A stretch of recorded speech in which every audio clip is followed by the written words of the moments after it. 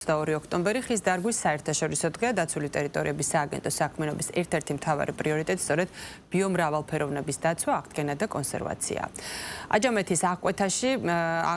აჯამეთის ტერიტორიაზე წლებია უკვე მიმდინარეობს საქართველოს წითელი ნუსხის სახეობის იმერული მუხის აღდგენის პროექტი 2025 წლის მდგომარეობით 9 ჰექტარ ტერიტორიაზე დარგულია ამ დროისთვის 20,000-მდე იმერული და ქართული მუხის ნერგი.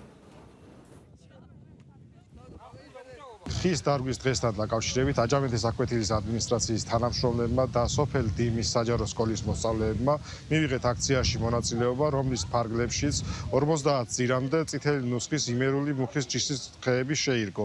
ეს პროექტი მოიცავს ბიოლოგიურ მეურნეობათა ასოციაცია ელკანას მიერ განაშენებულ ტერიტორიას, სადაც ზეხმელი და გამომხმარი ნერგები შევცვალეთ ახალი ნერგებით, რომელიც უფრო ჯანსაღი იქნება. ვფიქრობ, რომ ეს დღე ძალიან მნიშვნელოვანია ყოველი ჩვენთანგანისთვის და რა თქმა უნდა დედამიწისთვის, რადგან ჩვენ ვაძლევთ ასე რომ ვთქვათ მცენარეებს ახალ სიცოცხლეს, ვაჯანსაღებთ გარემოს.